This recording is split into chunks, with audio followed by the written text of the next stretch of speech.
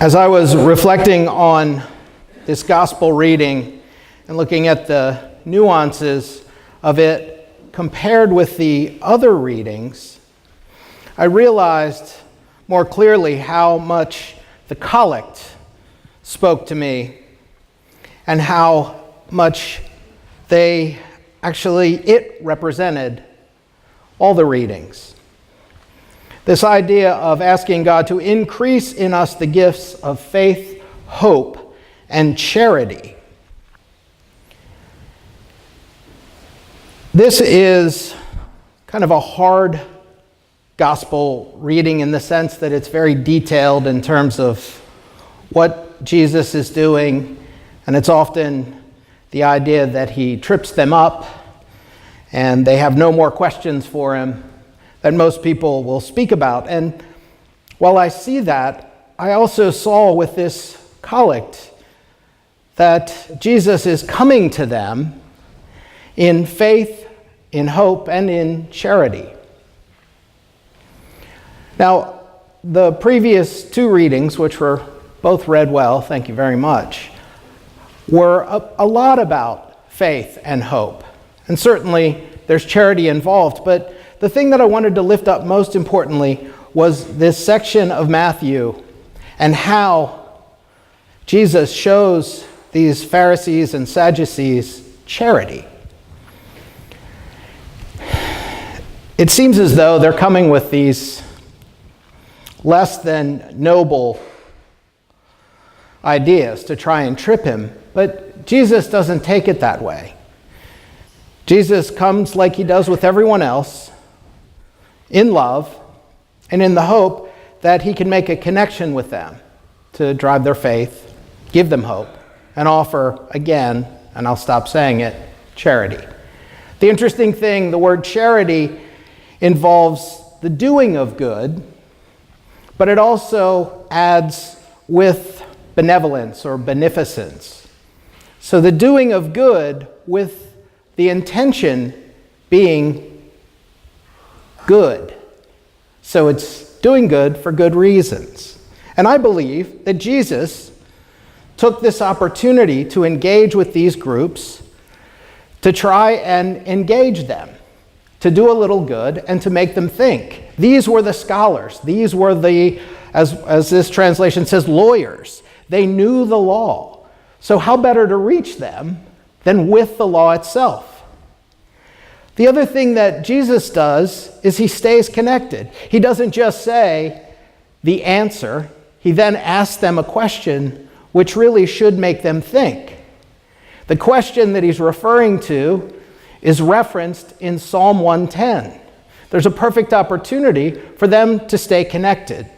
But as we see in this passage, they choose otherwise. And they are not able to answer, nor do they dare ask him anymore. I believe Jesus wanted to engage that group. He wanted to engage their minds because that's how they came to the law and to their faith.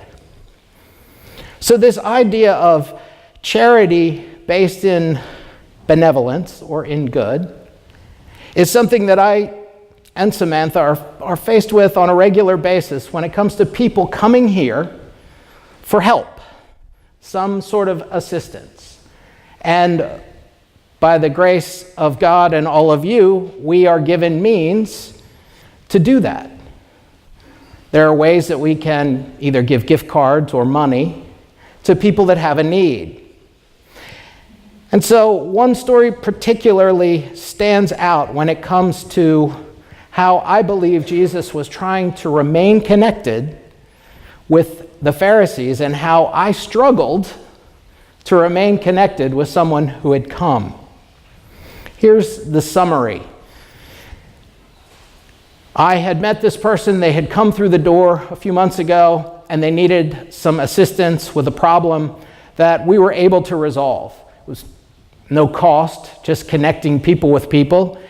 And then we invited them to stay for lunch. I learned from other parishioners that they were homeless because they had lived somewhere around Hampton in a tent. And then in approaching them, I also learned that they were a veteran. So there were some goods that we had accomplished. First to help them, then to feed them. Then there were others in the community that were helping them. We're finding out that they had served. And it's at this point that the story gets a little more interesting. Just recently, they came back and asked to speak with me about a problem they had. And they were doing better. They had found a place to live, but they were short on their rent and they needed money. And they had had some rough times, but they were working on it. Well, there was a lot to this story, and I probably at the early service unpacked far too much. But leave it to say that I started to do a little bit of research honoring the commitment that I make to you all because you give me the means to offer help to people. And I realized that every string I pulled created more strings. In the end, it left me wondering, am I going to help or am I not going to help? And Samantha and another mentor have given me great advice. At some point, you just have to pray, go with your gut, make a decision, and then move on. Well, I was struggling with that part, and I always struggle with that part because I want to do too much pre-work to make sure that it's right and good and just. So in this occasion, I was on my way to work, and I had thought through it overnight, and I was still thinking about it as I was driving in, and it was kind of a day like today. And I was very frustrated because of all these loose ends. So I did the one thing that I always tell people to do, and I took my own advice and I started to pray. But I was praying aloud. If anybody had been riding alongside of me, they would have been laughing because I was talking to nobody but God, and I was pretty adamant in my conversation. And I was saying, in essence, this is up to you, God. I don't know what to do. I don't know what I'm going to do when I get to work, but I've got all these details. I'm going to leave it to you. Let me know what I should do. Yeah, that's always a good thing. So I did.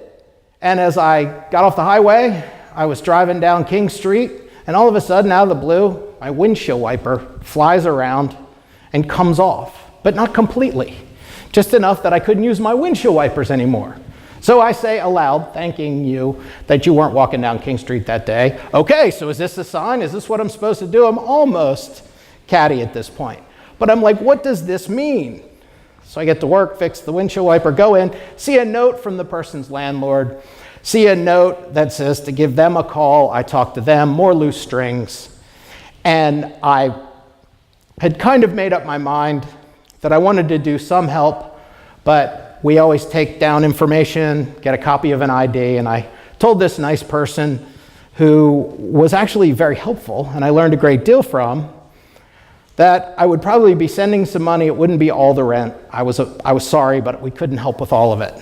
They were understanding, and they said that they took a risk, but they knew that it was a woman on the street, and they were trying to do their best to not have to throw them out. But if they could help in any way, they would. So the story moves on. I'm getting ready to mail the check, but I still don't have any copy of an ID from this person. We always take one just so we have some kind of record or reference.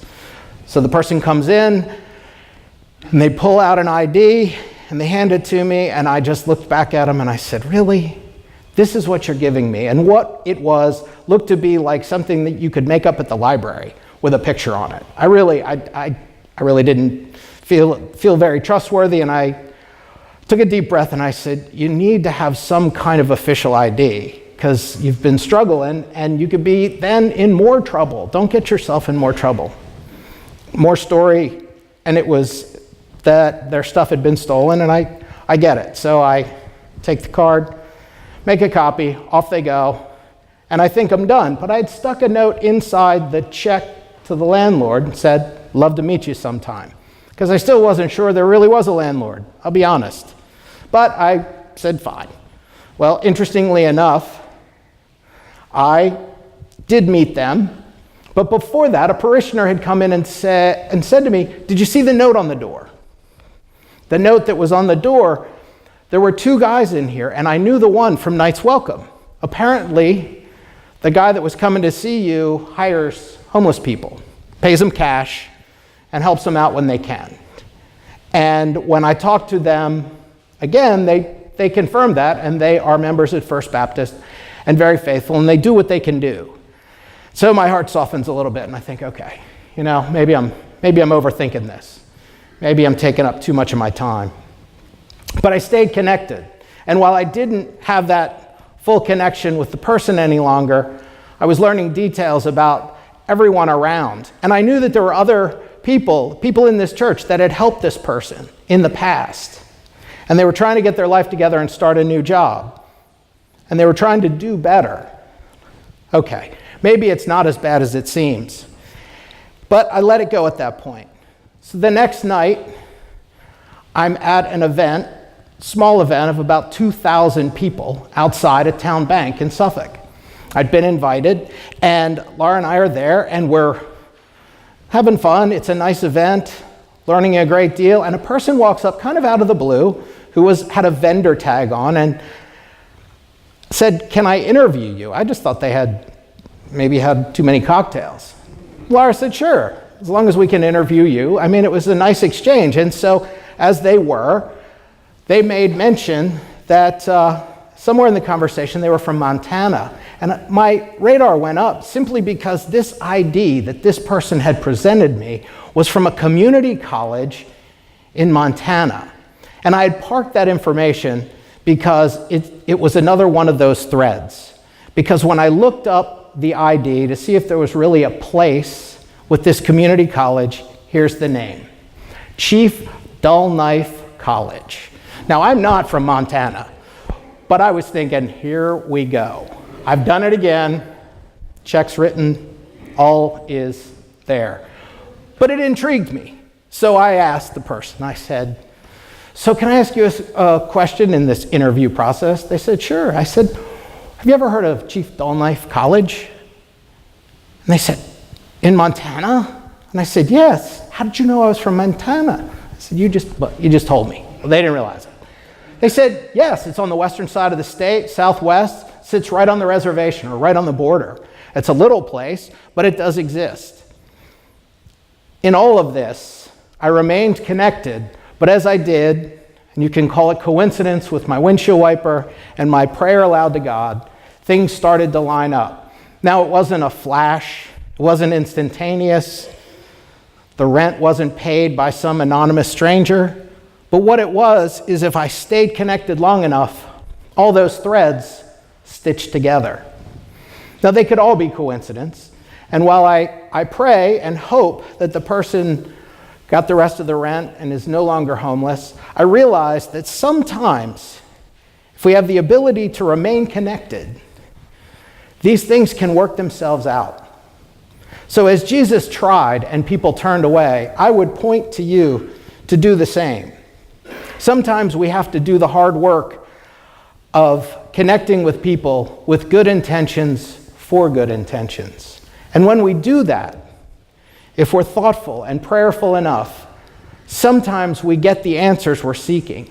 And sometimes those people have that need, receive our help, and go on to do the same. This was a case where I was being overprotective. My intentions changed from good to do good to maybe to do good. But God, in His way, their way, her way, however we want to call it, pointed out to me that I was off track. And all those little coincidences led me to realize that the good that we do, the faithfulness that we have, and the hope that we keep in our hearts are all made easier when we do all three of them together. And it's in that charity of good to do good where we find true love. And if we can do that kind of work, we can do the work that Jesus calls each of us to do. Amen.